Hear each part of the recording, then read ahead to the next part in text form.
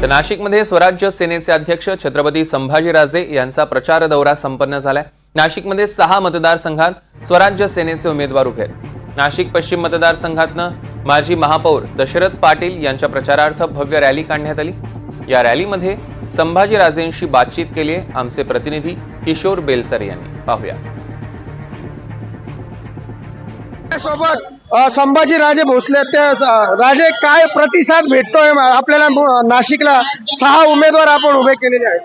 नाशिक पश्चिम मध्ये आज माजी महापौर दशरथ पाटलांची ही प्रचार फेरी आहे। अतिशय चैतन्यपूर्ण वातावरण निर्माण झालेलं आहे। त्याला कारणच हे की या 75 वर्षात इतकं गलिच्छ राजकारण निर्माण झालेलं आहे आता महाराष्ट्रात। आपल्या राज्यामध्ये आपल्याला काय अंदाज आहे? आपण आपली सुरुवात आहे, आपल्याला ऑफर देखील होती महायुती महाविकास आघाडीकडून, आणि आपण काय आता म्हणजे आपल्याला काय अंदाज आहे आता महाराष्ट्र? नाही, आम्हाला काही ऑफर नव्हती आणि आम्ही सुद्धा त्यांच्याकडे काही गेलो नाही, आणि आम्ही काय अंदाज आहे म्हणून आम्ही याच्यात पडलो नाही। आम्ही याच्यात उडी का मारलेली आहे की टप्प्याटप्प्याने आम्हाला महाराष्ट्रातलं राजकारण चांगलं करायचंय।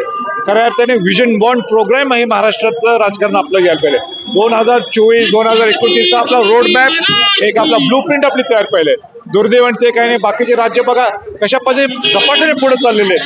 अनेक विषय, सगळे विषय प्रलंबित तिथे आहेत। मग ते सहकार असू दे, शिक्षणाचं असेल, तिथं उद्योग असेल, पर्यटन असेल, काही नाही आहे।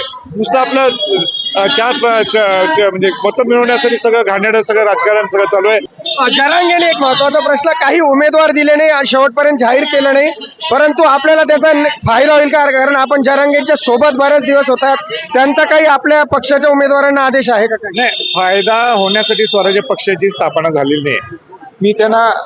आम्ही त्यांना शेवटच्या टप्प्यापर्यंत सांगत होतो की तुम्ही उमेदवार उभा करा। उमेदवार का उभा करा? उमेदवार जर उभा केले तर विधानसभेच्या पटलावर जाऊन आपण आपला आवाज उठू शकतो। अनेक समाजाचे प्रश्न आपण सोडू शकतो। दुर्दैवाने म्हणा काय माहित नाही, दुर्दैवाने मी म्हणणार नाही, पण मी असं म्हणेन की त्यांनी काहीतरी समाजाच्या हिताच्या दृष्टीने तो निर्णय घेतला।